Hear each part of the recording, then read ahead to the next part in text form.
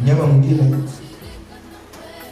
mnyama wa pili nimemwandika hapa, mnyama mbwa na nguruwe. Mnyama mbwa na nguruwe. Kwa mnyama huyu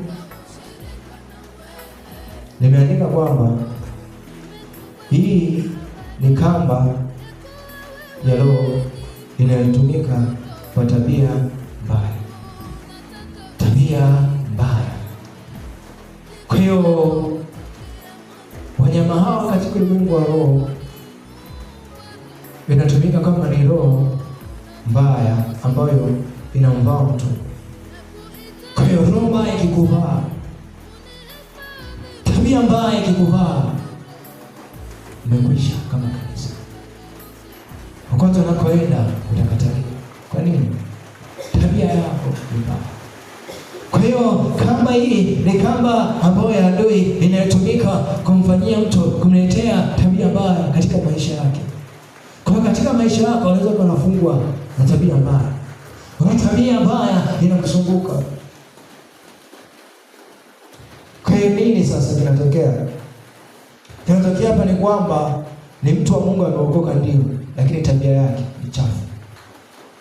Na hii imefunga wengi, na hii inatesa wengi, tabia chafu.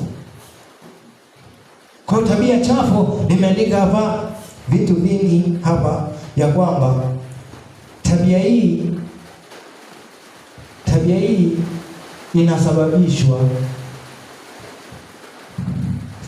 inasababishwa na nini? Nimeandika vitu vinne, lakini kabla sijasema nini tuanze. Manake ni kwamba tabia mbaya, mtu wa Mungu kifungwa, manake ujue ya kwamba kama ni huduma, ni kipawa, hakitapata neema.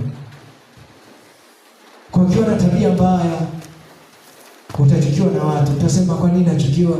Mbona naweza kuhubiri? Mbona naweza kuimba? Mbona naweza kufundisha?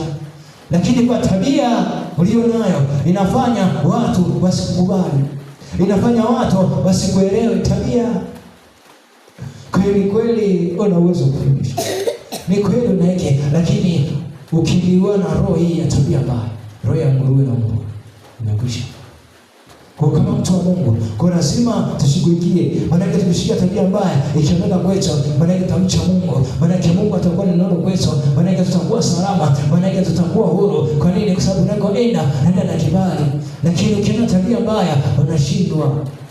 Kwa hiyo tutashindwa, tutakosa huduma.